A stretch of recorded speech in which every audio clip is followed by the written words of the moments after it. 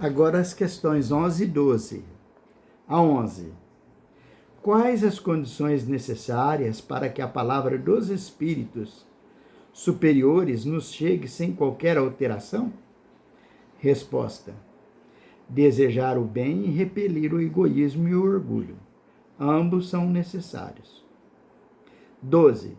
Se a palavra dos espíritos superiores só nos chega pura em condições tão difíceis, isso não é um obstáculo à propagação da verdade? A resposta: não, porque a luz sempre chega ao que deseja receber. Aquele que deseja esclarecer-se deve fugir das trevas, e as trevas estão na impureza do coração. Os espíritos que consideras como personificações do bem não atendem de boa vontade aos que têm o coração manchado de orgulho, de cupidez e de falta de caridade. Que se livrem, pois, de toda a vaidade humana, os que desejem esclarecer-se, e humilhem a sua razão ante o poder infinito do Criador. Será essa a melhor prova de sua sinceridade. E todos podem cumprir essa condição. Tem um rodapé aqui. Humilhar a razão, que é sempre orgulhosa, submetendo-a à realidade dos fatos e reconhecendo a existência de um poder superior. Isso não quer dizer abdicar da razão, mas exercitá-la no bom sentido. O exercício da razão que dá ao homem o poder de discernir e escolher o torna orgulhoso, como o desenvolvimento das faculdades intelectuais no adolescente, o faz atrevido e rebelde. Está nisso a dificuldade de unir a fé e a razão, que o Espiritismo, entretanto, vem resolver, dando à razão a sua justa aplicação. A primeira questão,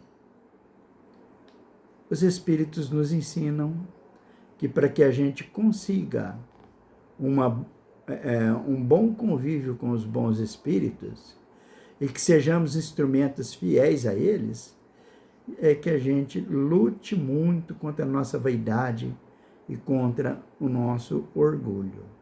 Essa é a maior dificuldade que os espíritos encontram em nós para transmitir com fidelidade os seus recados, né? Seus ensinamentos. E assim, a pergunta seguinte é o Kardec perguntando aos espíritos que então nós teríamos uma condição muito difícil de ser alcançada diante de tantas imperfeições dos seres humanos e que se torna muito difícil dos bons espíritos transmitir a sua mensagem, né?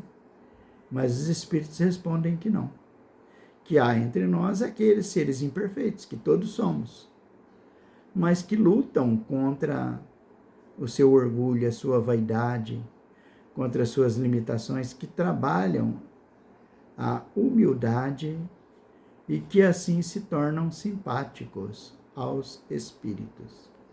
Que os bons espíritos percebem com clareza nossas vaidades e a nossa falta de luta contra egoísmo e orgulho. E quando assim percebem em nós, não se interessam em trabalhar conosco, né? E que, por essa razão, nós temos que humilhar a nossa razão para que a gente ganhe a simpatia dos bons espíritos para conseguir trabalhar com eles. O Herculano vem nos ensinar o que é esse humilhar a nossa razão, né? Humilhar a nossa razão não significa a gente abdicar dela, ou seja, abrir mão da razão.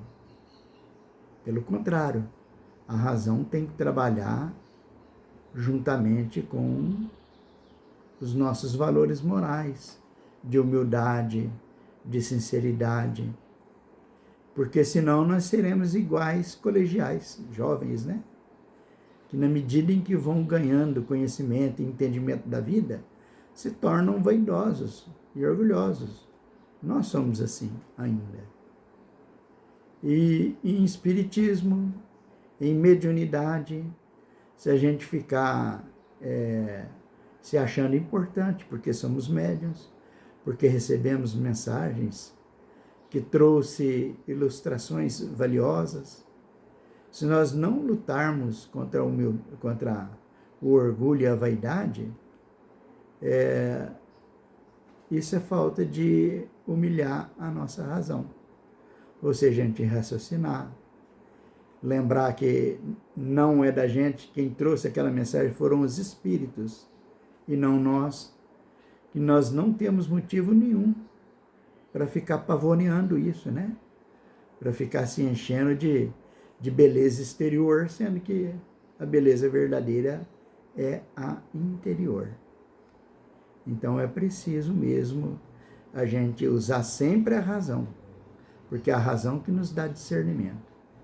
Mas tomar cuidado para que ela não cristalize os nossos maus sentimentos, que são orgulho e vaidade.